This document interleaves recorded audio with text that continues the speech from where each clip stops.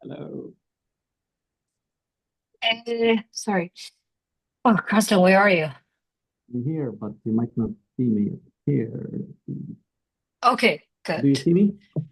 Yes, I see you now. How does it look like? I have presentation behind me, right? Yeah, you have a presentation. It's I see the borders of the background as well, but that's fine. So I think that's fine. And take out my notes here as well. Does this work? Is this microphone good? Mm, Is the yeah, microphone try. good? I think I've used. Okay, is the microphone good? It's okay. It's okay. It's not super good. Uh, your voice sounds heavier. My voice sounds heavier. Yeah. Mhm. Um,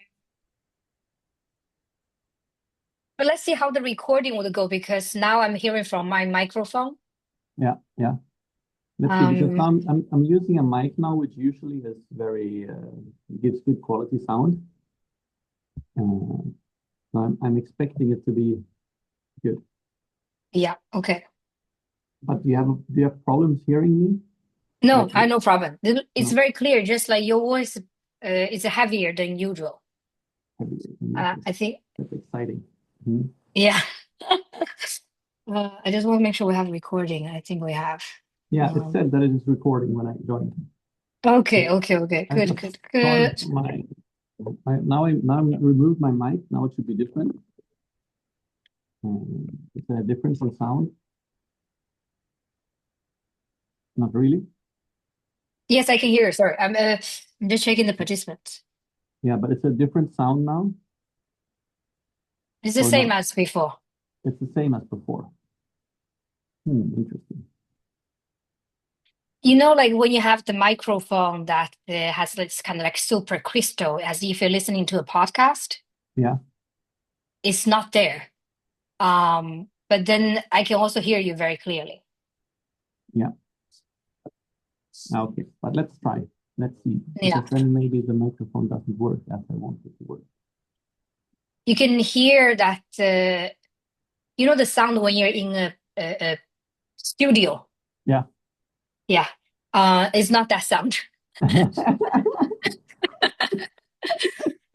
What it What is, what sound is it instead? I can hear that you're sort of, it's a heavier sound. When Felicia comes, we can Yeah, also ask her. yeah. So So so what I'll do, I will start 12 o'clock sharp, just yeah, go through the presentation because yeah, uh, if audience miss it, I think it's okay. I don't want to push it until 9:10, then I start. Because I think at 9:10, you and Alexander should start. yeah. That's good. So, but Yeah, what does the background say now when they're in the waiting room? Does it say it starts at yeah, 12:10? it start Yeah. at 12:10. Mhm. But I'm going to start it anyway because it's a introduction. Yeah, The real thing start at the 12:10. yeah.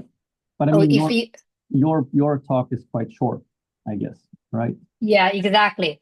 And So you can then start at you can start at Can you see the Yeah. presentation? Yeah. Okay. I can start in like a minute or so. Exactly. You can start 08 or something like that. Yeah.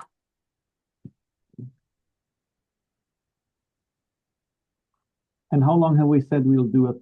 He will be on board. Have we said like 40 minutes to him or? We booked him until 1 o'clock.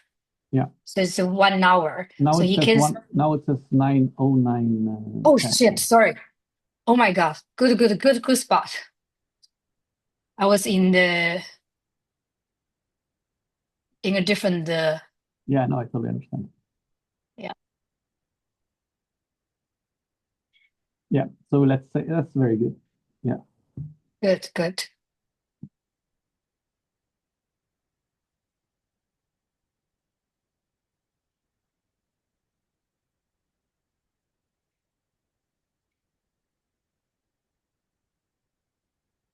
Very good. It says now you're in a practice session on my Yeah. screen. Yeah. Yeah. Good. I haven't clicked start. Good. So he cannot really come. He can come in because you're the panelist. Yeah. I mean, I managed to come in, so. Yeah. Well. I just want to check my email in case he sent anything. Yeah. And there's no difference in my sound now? No. No. I'm trying out. Why does the mic not work as I want it to work? No.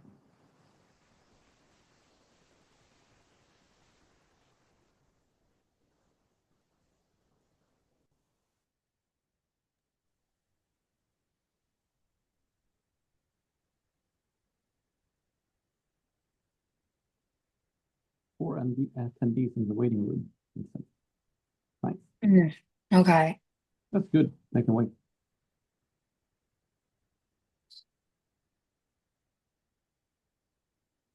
Do we have his phone number? Alexander's think phone so. number. Yes. Somewhere. Okay, it's a practice session, so I can check. No, he hasn't. Yeah, maybe in the email. I'm here. Perfect. Oh, hey, Alexander, how are you? I'm great, thank you. Thank you so much. Sorry for being a little bit late. No, it's perfect. It's perfect. It's perfect. We haven't done so many of these calls, but the first one we did with Richard Lyko, he didn't manage to get in, you know. Then it's Okay. like, you know, then it's like, yeah, so we needed to find another solution 10 minutes past, you know. But it worked. It worked great anyway. So we're very happy that you're perfectly on time. Yeah, I at least I managed that, so that's good. That's good. So the idea is that we start roughly 10 past. So the other like the people who listen in, they're in the waiting room right now, and then we will Jenny will do a short introduction of like e-commerce part and just the background, and then we have a talk, you and I. And you got the questions, right? Yeah, I got it. So that's great. Thank you. And I from my perspective, I think we'll. I mean, I'm mostly a fan of just having a discussion. So the questions are more, you know, details. There to that sounds kind of good. have something to talk about. Sorry, I need to do this. Sorry. To have something to talk about and to have something which you might, yeah, have as a good fallback in like what kind of order maybe or so. So don't be afraid of elaborating too much. I don't expect that we will manage all the questions, which also is fine. And also I'll try to ask you for details every now and then, I think. Like if I feel that you're too vague, I'll ask you to be more specific. That sounds great. That's my experience, and that's the most useful for people to kind of have examples, because otherwise it's like, yeah, that was a challenging time. You know, now what was challenging time, you know. So yeah, that's the idea. It's both good and bad that it's been a while since I was an operator myself. Exactly. You kind of sometimes you forget also all the hard details Yes. or the difficulties, and you remember the good things. At least I am. Exactly. It's so easy. Why doesn't everybody just start an e-commerce company? It's so easy. You should just, Yeah, exactly. But that's how it should be, I think.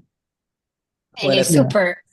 Yeah, at least I have Alva, the Alva bedding company. So exactly. Of course, we have daily challenges with different things, so that's good. It keeps me into the details somewhat, at least. But how involved are you in Alva? Yeah, I mean, I do that 1 or 2 days a week. Good. With my friends, and like yesterday, because I'm purchasing inventory, doing a lot of stuff. I'm not doing customer care or the website, but a lot of other stuff around it. Yeah. So I'm quite involved, but it's also it's more like a family business with the aspiration is not to build the next Lyko or big company. It's just to grow steady, be profitable, help farmers, cotton farmers in India. So it's more like a lifestyle business. So for example, an agency called me yesterday, say, "Oh, how do you work with conversion rate optimization on your site? What kind of A/B tests are you running?" I said, "Yeah, we don't really do any of that. We probably should, but But that's very good. I think that's something we should go into as well. Because, I think so. A little bit like Jenny wrote, the audience is quite mixed. So it's both people who are maybe very early in their entrepreneurial journey. They started, they have sales, but they're still only them. They don't have any employees yet or so. Some will be in the larger size where they have a revenue of 50 million or 100 million kroner or so. They have a team. They do things. They're growing. And then they're also usually people who might work at other companies but are working with e-commerce. So they're maybe an e-commerce manager or something like that. So the audience is usually in all those three categories. So, but I think we want to be the most, and with this kind of conversation, we want to be the most relevant for the first two. So we want to be relevant either for those who are kind of early and just getting started, and who are like, okay, how do I reach the point where I have my first employee, or to the ones who are further, but kind of, okay, how do I actually go from being a team of 5 or 10 to being a team of 25 or 50? So that's kind of because that's, I think, where your insights are the most relevant. I'm going to click start. Okay.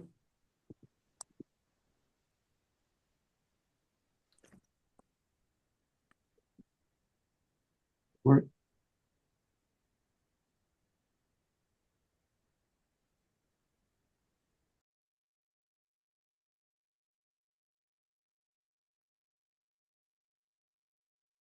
Yeah, I can see people are coming in.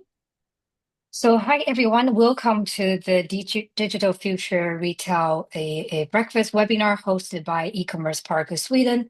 We regularly organize events like this in person, online to bring e-commerce founders together. So thank you so much for everybody who is joining us here today. And before we dive in, let's take a quick look of today's agenda. So we'll begin a conversation with Karsten and Alexander. It's experienced investor and entrepreneur. And this session will run until roughly 45 minutes. And then at the end of the session, roughly before 1 o'clock, we'll have a 5 to 10 minutes Q&A. And then we hopefully will wrap up on time. And if you'd like to stay on and chat with our team afterwards, you're more than welcome to do that. So just a little bit of background of who we are and what we do at E-commerce Park. So as you can see, we offer a co-working space, logistics solutions, but truly we are at every step, every stage of the journey for e-commerce founders, starting with the e-commerce night school to incubators to scale-up program for business who are a little bit more mature and help them to take to the next level. But the truth is that the E-commerce Park, we actually have a very humble beginning. We only started with a small group of founders. We really believe that the Swedish e-commerce scene deserves a home. And fast forward to 2025, we made a really big impact. And this is some sort of a number I'd love to show you of all the revenues and then the number of people have been employed by the e-commerce companies in our community.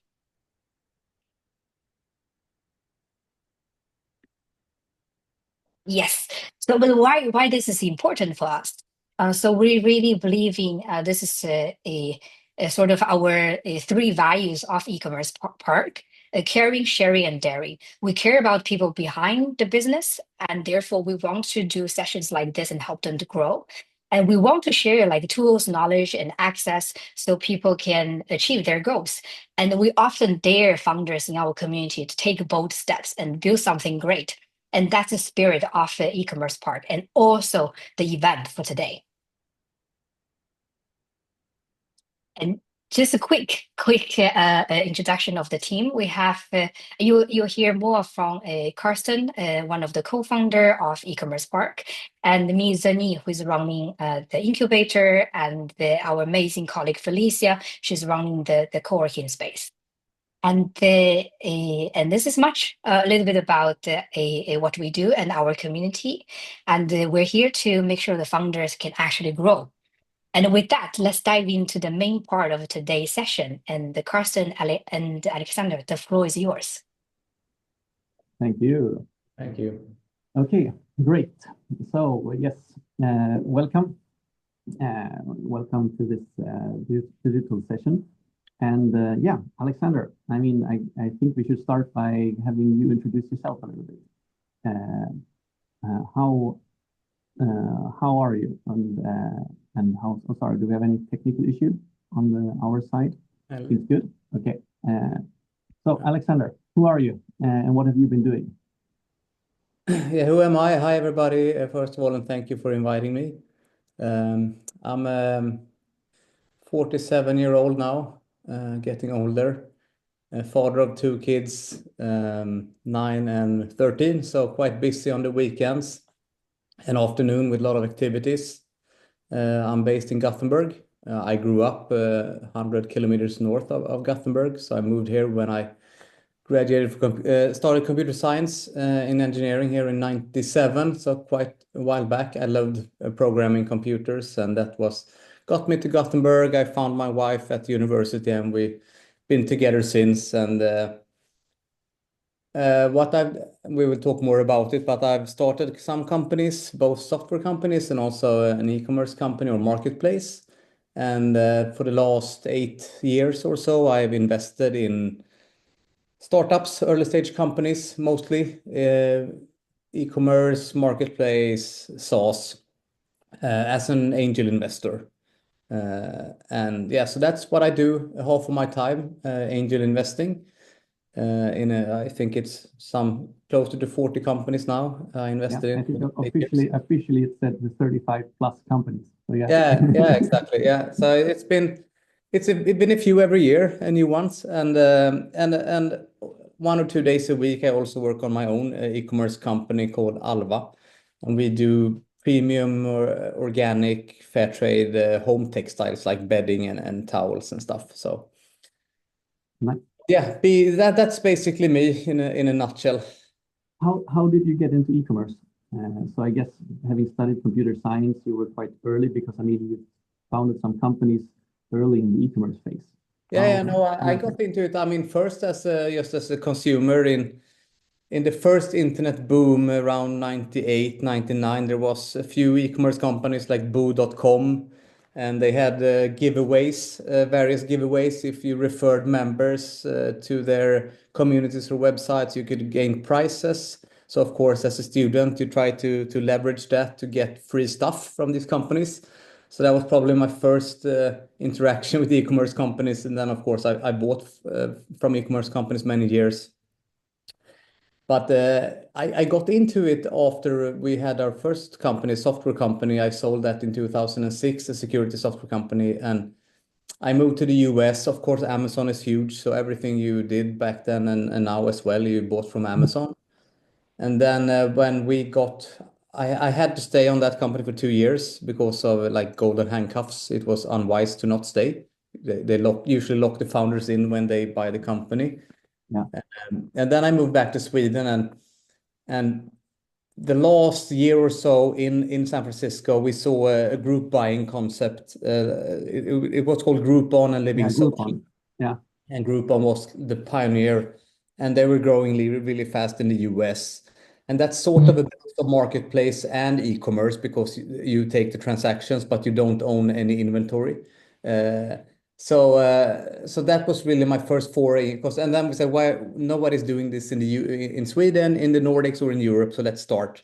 So we started building our own little marketplace / e-commerce engine, and of course, the idea was to drive internet users into local stores, but you had to transact on the Let's Deal website. You bought vouchers for various deals that you then could take with you into a local store, like a restaurant or coffee shop or a hair salon or something like that. So that was really when I got started in end of 2009.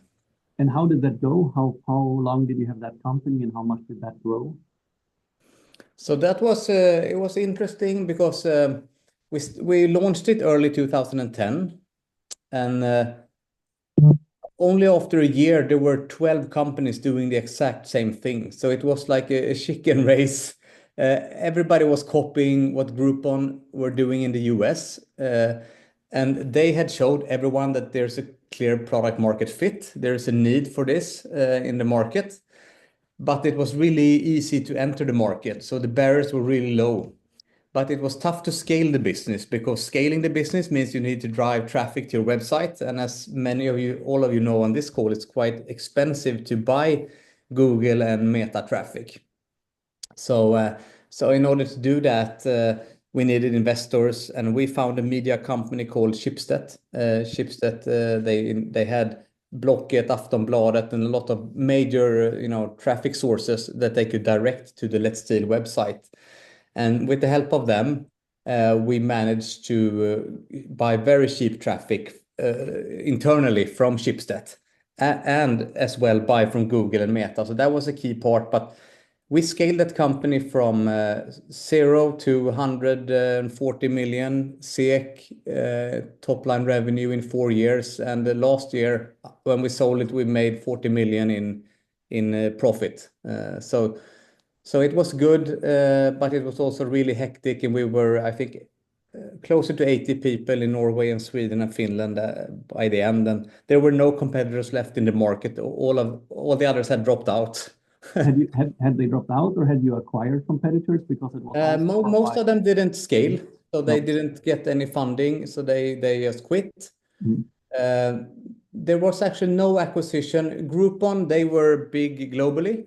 So I guess when they had a tough time, they looked at the map and said, we have 100 countries, and Sweden and Norway, which they cut, and Finland, they were probably very small compared to other large markets. So they just dropped that, didn't sell it, but just quit. And it goes good and bad, because it's also nice to have competitors. You have to have like an enemy. It's easier to rally the troops or the employees and the team members if you have a clear enemy that you can fight against. So that was unfortunate, but yeah. So how was that? So can you share some lessons? I mean, growing a company to that size, what was challenging in that?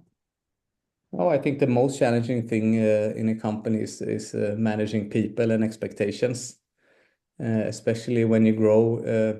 When you have the founder team, or everybody can sit around the same desk or a table, maybe it's five, 6 people. It's quite easy. Everybody can know everything.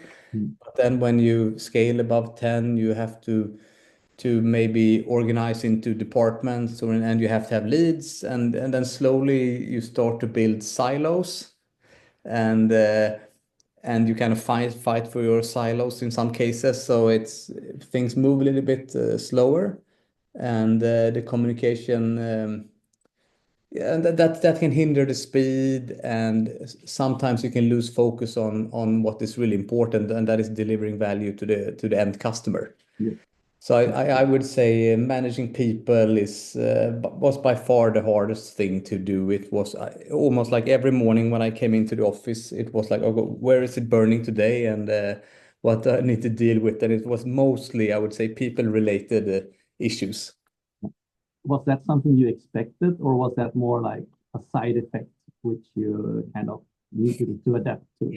Yeah, I mean, it's so a little bit expected because with the first company we had, a software company, we were growing that to 18 people, so it was a lot smaller, but still we had a few conflicts that I had to deal with. But yeah, it's so it was a little bit expected, but it's always different, and it's people, and there is emotions, and it's not always rational. But I think what I try to do to manage that is to be really clear on what I expect from people, and also communicate clearly what the direction of the company is, and on why we're doing what we're doing. And also I try to be really transparent with how things are going for the company. I mean, key metrics, the P&L, we went through it every week. So I try to be really transparent and open with the progress, so everybody knew and Is felt that easy? committed. Would you recommend to do that again? Because Yeah, I can, definitely. I had Monday morning, we had a meeting at 8 o'clock. We call it Thanks God It's Monday. We rallied the whole company digitally, and of course locally in the office. The headquarter was in Gothenburg, but we had offices in Malmö and Stockholm and Oslo. And then we had a 30 to 45-minute session where we went through where are we with the sales up until Sunday evening. What did we do last week in various departments, and what are the plans for the week for the various departments? So we try to do that, and I think that was really effective. And we had people in customer care, for example, they got really energized and excited about revenue and things that you normally maybe thought the sales organization would care about, or marketing maybe. So I think I recommend that. I think the transparency is good, and it creates commitment and loyalty. and you exited that company. How was that process? How important was to do an exit for you? Was that planned, or was that more something that happened? Yeah, in the Let's Deal case, it was actually the plan, because when we took money from Schibsted, and we did that after only 1 year, because we said there's so many competitors, we're going to die unless we get a good media company with us. So That was a very strategic decision to like. it was a strategic investor as well. Mm. And they were really strong at the time. They had done Prisjakt and Blocket and many others, so they were very successful. The companies that they touched became, internet winners. Mm. And also, it was the it wasn't the entrepreneurs that were in power back then. Today, I think that the dynamics have shifted a little bit. Then you were more like you were coming to them begging for money, and if they said yes, you were happy. So they could also dictate the terms a little bit more than they maybe can do today, because there's more options for entrepreneurs. Mm. But so they had what we need to sign with them was that if this becomes a successful company, they have an option to buy all of it by a certain date. Mm. And it was a formula based on the P&L, basically. Yeah. Yeah. So you knew already what would get in the future. yeah, if this were to be a successful company, we knew what were going to happen. So that's why when they said exercise their rights in the early 2015, I mean, we knew that because we kind of signed on to that, and that means that was the best case scenario, happy path for me. So yeah. Would you do it again? We're having an investor like that on board in a company like that. It's I mean, at that point, I think it was the right thing for us, but it was pretty clear that if we were to be sold on the market, we were to get a lot more money than that, because it wasn't like the really fair value, because you only had one buyer and it was pre-negotiated and we didn't know much at the time. So Yeah. I generally try to not recommend people to sign those deals so early. Okay. It's really dangerous. So I think better to keep your options open if you can. But still, for me, I'm a private person.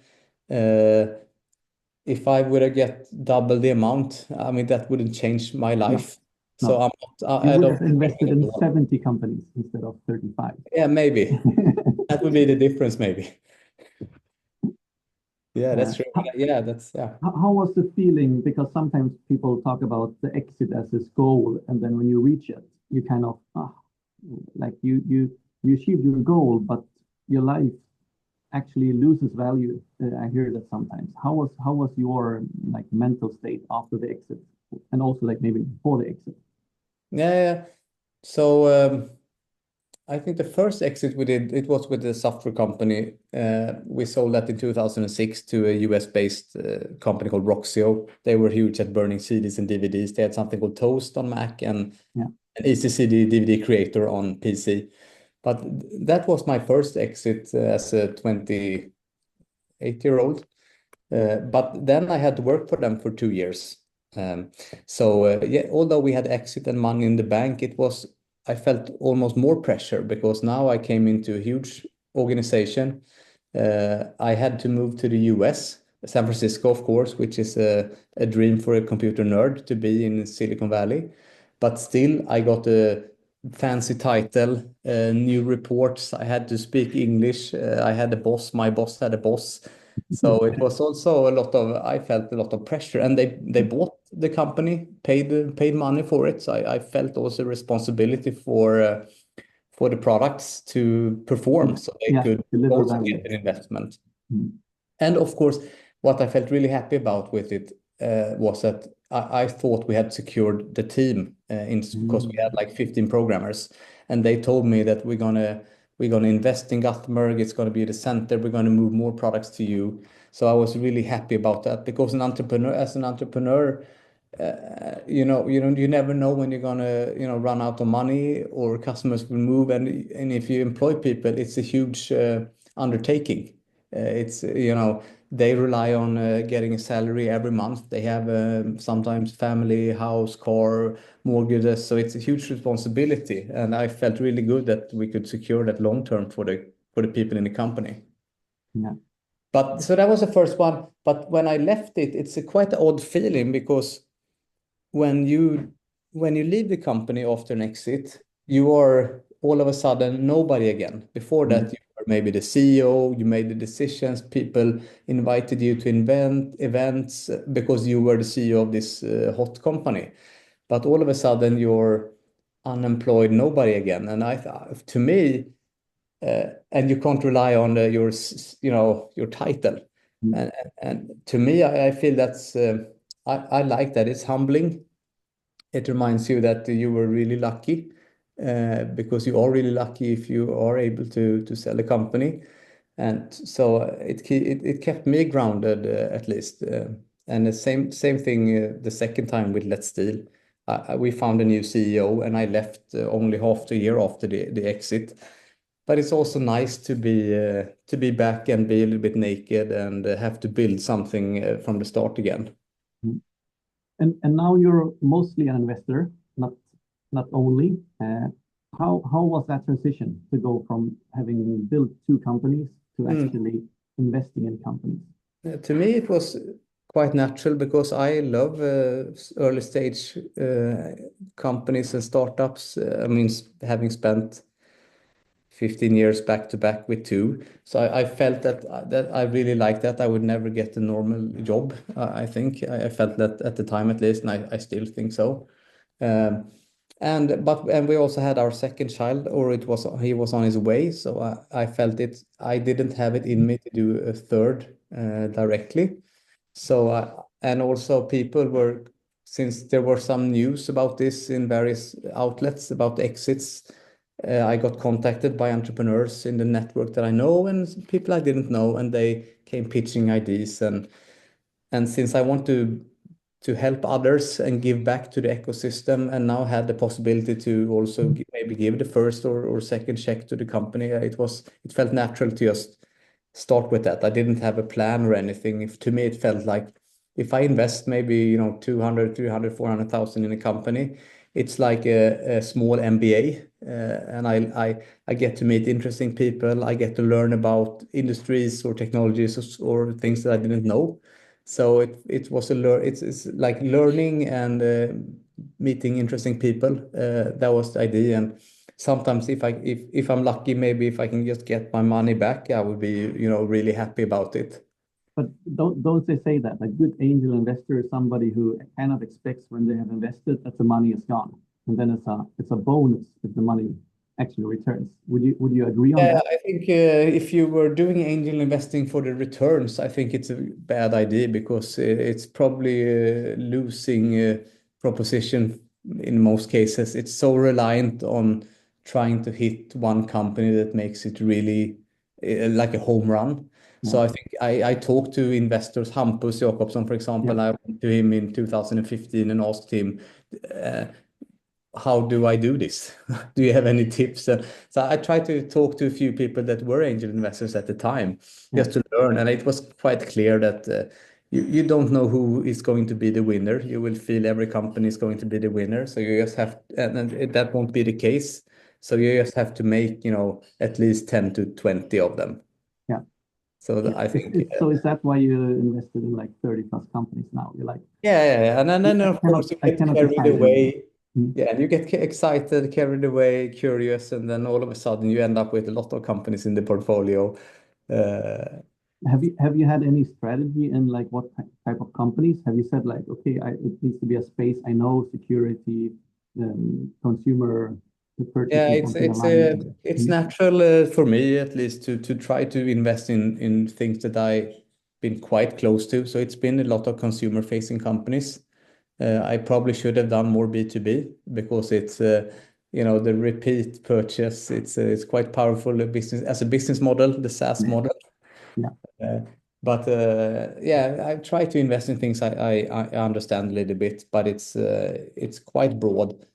But I say no when it comes to med tech and biotech Mm. and too deep tech because I don't really understand and cannot evaluate it in a good way.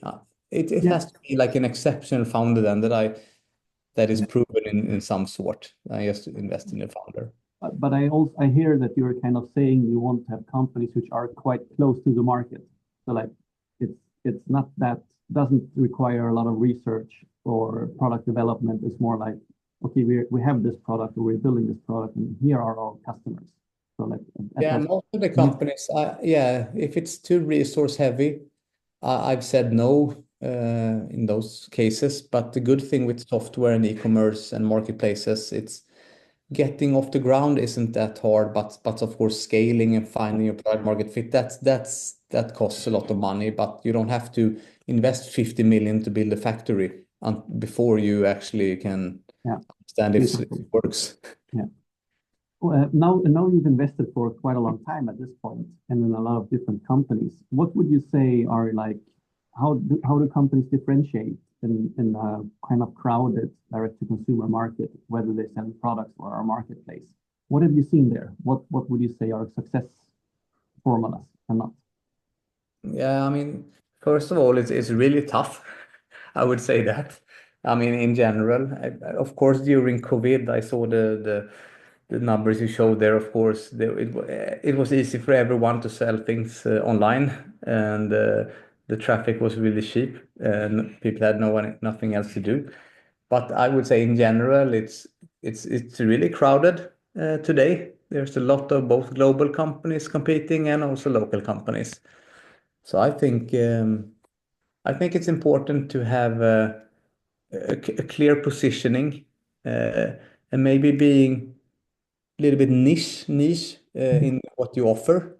I think that's okay to have like a smaller target audience, but you can try to find them globally instead. and even though it's not that many in Sweden that wants your product or service, if you can expand it quickly to other markets, maybe it becomes, large enough.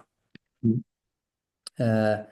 And it helps, of course, then if you have some sort of unique product or ingredients or process that isn't easily replicated, or if you're first, for example, when we started Alva, of course, bedding has been around for quite a while. There's a lot of companies selling bedding, but when we looked at least in the Nordic market, a lot of people were doing premium bedding products, Lexington and Gaunt and others, but nobody were doing it with an organic and fair trade and sustainable and transparent supply chain angle. So we felt there was a niche market for us with Alva. And I think we've proven that, and also that people actually care about that. Of course, they buy the products first and foremost with their eyes. So that you have to have the product pictures, new drops of colors, etc.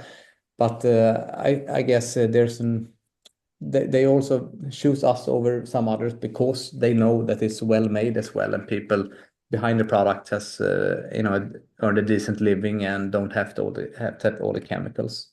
But So I let's, think but let's talk a little bit more about Alva. So just tell us, so what's Alva? You already mentioned a little bit. yeah, so Alva is so we are a home textile brand, and our positioning, as I said, is so it's good, high quality. So it should, it should be of good quality when you sleep in it or use it as a towel or robe. But it's also very important for us that we treated everybody that made the actual product in a good way. So that goes all the way back to the cotton farmers. We source cotton from uh, um, a group called Chetna. They are like a community-driven group, and they grow cotton without all the chemicals that you usually do when you do cotton when you grow cotton. So it's organic. And also, what is most important for them is that we pay them a fair premium for the cotton, so they can use that money to reinvest not only in their cotton growing, but also in the farm, in the family, in their family, and in the community as a whole. So that's Alva, and we Yeah. sell. And how involved are you in that now? So you work kind of part-time with that? Yeah, I'm on paper, I'm the CEO, but we are 6 people involved, and it's the people that we did the first software company called System OK with. It's the people we did Let's Deal with. And then we felt after a while, I think back in 2017, after 1.5 years, that we missed each other. We wanted to do something together again. We want to grow a business, but also this time we wanted to do something that's not only good for our own wallets, but also good for someone else. And then my neighbor here, he started Nudie Jeans, and they are really into sustainability, even though you don't really understand that when you just visit their website or their shops. But and they helped us open our eyes for the cotton industry, and they also helped us find this farming group in India. And then we felt, okay, this is great, because then we can set up a supply chain that if we grow our business, we can buy more cotton and help the community and the farmers even more. So we had this flywheel that we really like. So that's so I spend, and we said that like a family. We treat it as a family business. Everybody works when they want to work, as long as they take care of their responsibilities, if it's logistics or customer care or ordering inventory or marketing. So I'm doing that 1 to 2 days a week. I really enjoy it. So I want to do it more. But I have a few commitments that I've done, investments that I'm on the board of a few companies. So that takes maybe 2 days a week, and then 1 day a week is just, I don't know beforehand what I will do, but there will be a lot of meetings, sometimes with new entrepreneurs and yeah, other stuff. So what do you do in the companies where you have invested? What, like, is how much do you actually help out? It varies. In some companies, I just give them the check, and then they never hear from me again, and they are happy with that. Are you happy with that? No, I think it's better if you, as an entrepreneur, share reports with your investors. It doesn't have to be weekly, but maybe you can do it once a quarter at least. And the more you share progress and what success is now and what challenges you have and what you need help with, the more you actually can engage and actually help, and the more you can utilize your investor. So being transparent with your investor also creates a little bit of more commitment from my end, so I'm more inclined to help if I know that you need help with something, and also if I'm more emotionally invested in the company. So that's sometimes, but and in a few times also they ask me if I can be part of like an advisory board. So I'm happy with that. Then we meet on a regular basis discussing the business. And in a few cases also they ask me, and I say yes if I can be on the board of the company. So I also have a few board positions, and of course, and I'm a chairman in a few companies. One is called Once Upon, which is a photo book company. I was also until recently chair in a company called Desenio, selling posters online, and that's also on the stock exchange. And those take a lot more time. Then you talk to the CEO on a regular basis. You meet with the board every one or second month. So that's my most active involvements, I would say. And then every once in a while, the founder just calls me because they know I had a company quite recent, and they want to discuss an issue they can't discuss maybe with their existing board or their other investors. That was the benefit, at least. I don't know, I'm getting old and not into the game as much, but I think it was appreciated from entrepreneurs that I'm quite close to understanding what they do, apart from maybe like someone that is a little bit older, maybe not from the IT sector, it could be real estate, but they still have a lot of money, but not that much understanding of what it takes to build a e-commerce company or a marketplace company or so. Exactly. You've been through it, so you can relate to the problem. I can relate, and also maybe sometimes be a little bit more helpful. What kind of problems could it be? You don't have to be specific in companies, of course, but what kind of problems do people reach out to you with?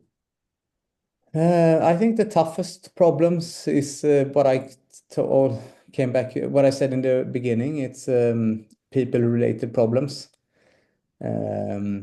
Those tend to be the toughest, and then you need to air it with someone, maybe external, that doesn't have anything but the best of the company in mind. No problem. Can it be things like, I don't get along with my co-founder anymore, or we've hired these people, doesn't work, what should we do? Yeah, most common is that there is someone high up in the organization. Maybe if you are the CEO, maybe it's the CMO, for example, isn't really doing a good job, or is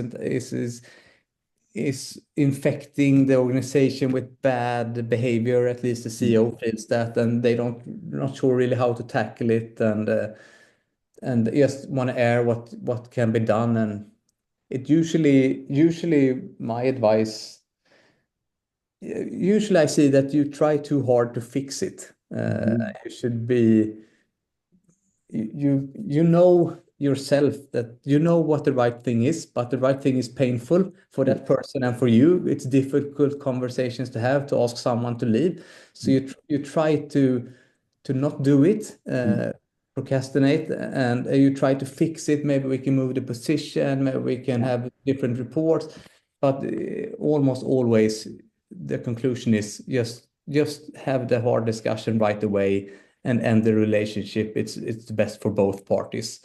And that's what I'm trying to push in those. But that's one example, and it's the most difficult one is when the founders doesn't come along. Yeah, when the one or two leave. Because that is really tricky, and then you have shares and vestings and also responsibilities, and but fortunately that doesn't happen that often. At least not in my case. But this case with like having a key employee that doesn't perform, would you say that's quite common? Like, would you say that 50% of the companies you're involved in have that issue at one time, or is it? No, I would say 100%. Yeah. If you are more than if you hire more than 10 people, you will have that issue, I would say. So that's also good to know that it's like it will happen. Yeah, it will happen, and try to address it early. And also, I'm this myself as well. It's easy to say what to do, but try to be transparent. Don't forget your one-on-ones, and because it's humans, and you have a lot of emotions, and if you don't talk and be transparent with the people, your direct reports, for example, and it's easy to talk about the business and high level, you can do that, but try to go underneath that and know how see the person, and because there could also be other things in life than work. It could be some issues in your private life or some other things that stresses you out, and so I think it's really important to try to go one level beneath, and it's really important to make people feel secure and safe in the environment that you work with, because when they feel comfortable and safe and being able to share their thoughts, I think that's when you do your best work and perform the best. So that's try to get that culture into your organization. I think that's key.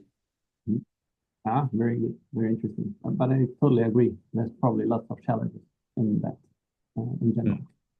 But getting a little bit back to like marketplace, e-commerce, those kind of things. What kind of trends do you see, and what are there any trends you are excited about as well?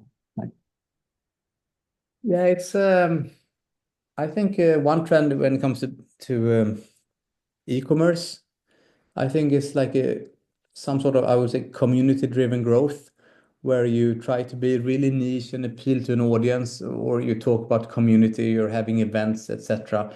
I've seen this firsthand now with my sister, Christine Hars. She started a company a few years back called Sisterly Tribe. It's I would say, a leisure brand. And of course, there's a lot of them in the market already. Only in Sweden, we have an investment I made in I Can, I Will is one. You have Amin, you have Stronger, and then of course you have Lululemon, you have Adidas, and we have a lot already. But she focused on a niche, female empowerment, wellness, community driven, having various events and meetups and trying to be. So I think that's and it seems to work out well for her. And you can say with Kaya and others, it's almost like a cult or community driven as well. Of course, it helps if you have that influencer aura and reach.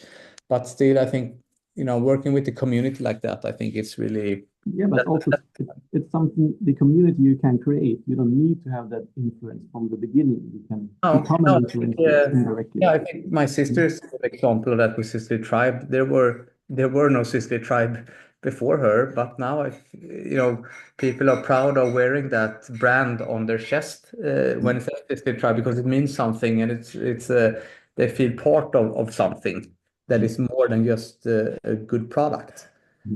So I think that's an interesting trend. And I mean, there's a lot of talk of AI, of course. I think it's not clear exactly what's going to happen. I see in a lot of companies that you're using AI to be more operationally efficient. So it's more on the back end. You can maybe, in case of customer care, you can do more tickets with less people. Copywriting, also image generation for marketing. You can increase your velocity a little bit, and also so I think there are some operation efficiencies, but it will be interesting to see what will happen with agents running around and you buying products for you, and so it will be interesting to see what happens with AI. I haven't seen so much consumer facing yet, more operational efficiency. No, and what we see is also that is exactly as you mentioned, you can actually grow quite a lot further without needing to hire more people, which makes things easier. Yeah, and I like that a lot. Less people problem. Yeah, that I like that, because I like to be profitable before scaling, which maybe sometimes hinders my, I can't, maybe I don't take care of the full potential of a company, but to me it's really important to become profitable, because you don't have to go out to venture capitalists or angels like myself and ask for money. It's, I mean, the moment when we broke even and we're profitable every month, it felt like it changed my life completely, company life completely. I felt so relieved about that, being in charge of my own destiny, you know, and so yeah. So, but and then of course in SaaS, I think it will be interesting to see what happens in SaaS. I see a lot of companies now using various tools and building their own specific things that they need and maybe don't, and kick out Salesforce and other expensive legacy SaaS products, which a lot of bells and whistles, but you don't really need everything. So I think that's also an interesting space to look at when it comes to investing. You mentioned the community-driven kind of focus for e-commerce field. Have you seen that creates like lower customer acquisition costs or makes churn lower? Like, have you seen benefits of that in financial terms? It's hard to, I think it's always hard to isolate it to one thing, but I think when it strengthens the brand, and when there's so many products that are quite similar in the market, if you feel a little bit more for one brand than the other, maybe you choose that. So what my thesis is that it helps with retention a lot. And the retention, as many of you know, is really key to be profitable. If you always just buy new customers, it's really difficult. If you can build your brand or value and or that tribe or community, I think it's easier to make people come back to you instead of someone else with a very similar product. And I think I've seen this as well, that it's easy for e-commerce people to be very focused on data-driven details. But I think when it comes to building a community or building a brand, it's hard to do that data-driven. It's like we do something which people find cool. Hey, how do you measure cool? That's very hard. Yeah, both Meta and Google makes it so easy for us to do performance marketing, and you can measure it, the ROAS or CPC or CAC and everything. So it always feels good to do that, and you have to do it. But on top of that, I think it's not. You have to also think about building a brand, but then how do you do that? And I think trying to build a community and actually physically meeting people, I think you shouldn't underestimate that. I also think getting press in both digital magazines, but also other publications, that helps a lot as well. So I think, and also it's not many D2C brands that doesn't go into wholesale at some point, and retail, traditional retail. And when that was a big no-no a couple of years back, but I've definitely seen the pendulum swung on that. Most companies now, they want to have at least 30-40% wholesale and the rest D2C in order to see that they can become profitable at all, because it's not enough only with the D2C business. So I think getting that wholesale and retail, it also builds a brand, but also drive. It wasn't like a cool thing maybe 5-10 years back or 5 years back even, but now I think more and more companies try to build a wholesale leg as well. Yeah, or to have your own stores, or to have a kind of showroom stores. Yeah, it could be own stores or showrooms, but it can also be positioned in department stores, which is good for your brand. Or in my sister's case, small yoga studios that carry her products, so you can at least see it when you go in and out from your exercises. Very interesting. Okay, we're reaching the end. One final question before we take some questions from the audience. If you would start a new business today, what would you start? Oh, that's a that's a difficult question, of course, but I think the easiest for me would probably be to pick a hot sector at the moment. I mean, that could be like security or defense with some sort of AI angel. And I would team up with one or two of my friends that are well known, and we would try to go after something that has a low tech adoption. and build a pitch deck and try to raise money. And I'm pretty sure that we will succeed with that because of just my history. So that's it's not applicable for most, but I still think that hot sectors. I mean, if you want to have VC money, you have to look at what their thesis are and what the sectors they are interested in. If you don't want to have VC money, which is completely okay, then you just have to find a niche and a hole in the market, and then you just have to obsess about, getting 100 people or 10 people just love your thing before you scale. Get the And then users to love it. you have to differentiate, and you have to be able to tell that in an easy way. Couldn't be just a feature down the line. It has to be in 2 or 3 sentences. Tell someone in plain English why this is different from what is out there. I think yeah. That sounds good. Sounds like very good advice. Okay, we'll wrap up with some questions. So they have one question regarding back to this community and community building around it. If you build a community, how do you turn a loyal community into kind of active members and advocates or so? Have you seen anything in that space? Like how do you scale community? Is basically the question. Yeah, so to me, community doesn't mean that you have to sign up to some sort of club. You just have to feel part of the brand. And I think that the way you do that or could do it is that's how you message to people when you send them your newsletter on Sunday morning, for example, or how you position yourself on your website. Welcome to the community and be part of sisterly tribe, or So I think it's much more about how you message and talk to your new potential customers or existing customers and treat them as community members. It's not so much that you have to offer them like a membership that they need to sign up to.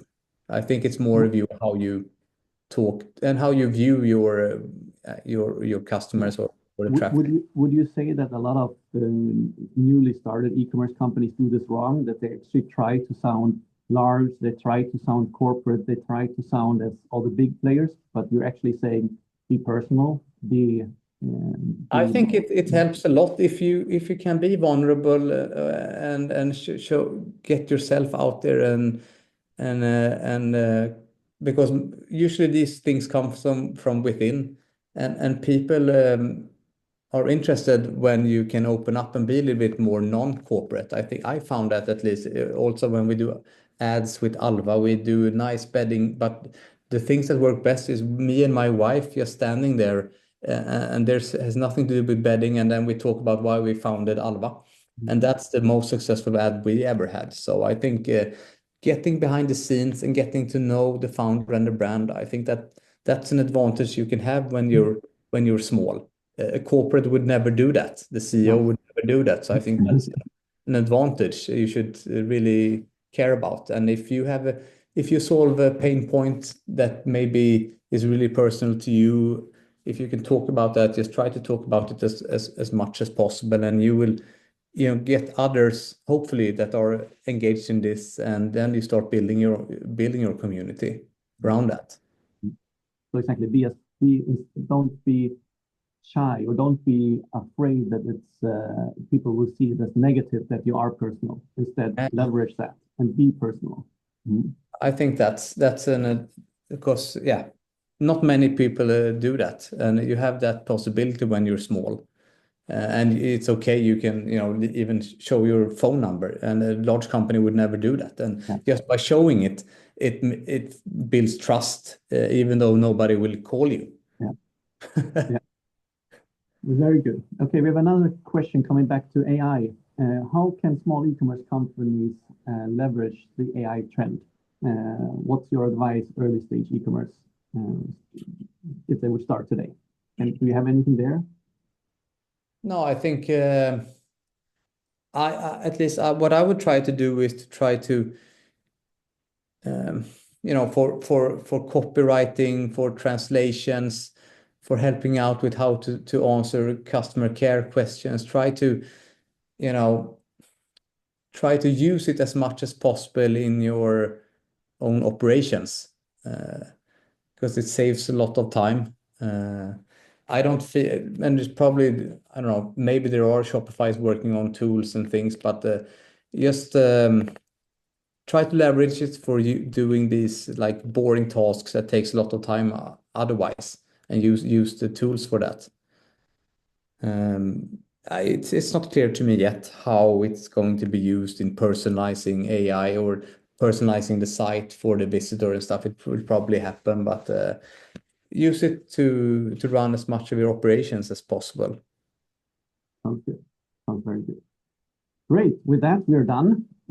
So yeah, thanks so much for your time and for all your insights. And I really enjoyed it. Very happy. And if anybody has any company they want to pitch to you or so, should they contact you, or are you done? Have you done your investments? No, you can always contact me. I just wrote my private email in the chat. I hope everybody can see it. So yeah, just feel free to contact me. I'm here, and thank you also, Karsten, for inviting me, and thank you for listening. Yeah. Those who took the call.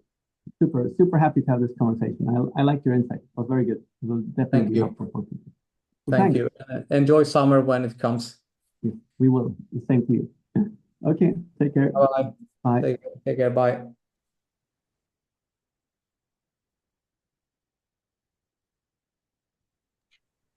Super, Carsten, that was super interesting session. We still have a few people on the line with us. What would be some of your takeaway after talking to Alec after the session? No, I think it's, I recognize a lot what he says with this, that it's people problems when scaling. That's what we hear from other companies as well. And also the advice that it will always be problematic with hiring people, and not everybody will be a fit. And that's just something you need to accept in one way or another. So I think that's important to kind of just to know about. And I liked his thoughts on profitability with scaling. How can we do that? And you can choose take VC or don't take VC. Both work. Different ways of doing it. So yeah, no, super good conversation. Super. I do see some new faces in the audience. So if they want to engage with us, what should they do? Can you just say a few words about the digital the program we're running? Yeah, so we are running different programs to help e-commerce companies and retail companies grow in different ways. So if you're, of course, newly founded or newly started and have just initial revenue, we have an incubator program which you can apply to, which is opening twice a year. We also have a scale-up program, which is more about helping a company which might have a revenue of 5 million or 15 million or 25 million to grow that to 50 million or 100 million and things like that. So there's different both longer and smaller programs, but most of the things we do is kind of events, sharing knowledge. We have a digital community where people can also share knowledge. So it's mostly about that, actually, connecting people and giving insights so that you can make better decisions running a business. Super cool. Thank you so much. With this being said, we'll wrap up the session. And if you're new to e-commerce Park, feel free to follow us on social media. We have your email address. We'll send the recording of the sessions to all of you. And let's stay in touch. And feel free to always reach out. Super. Thank you.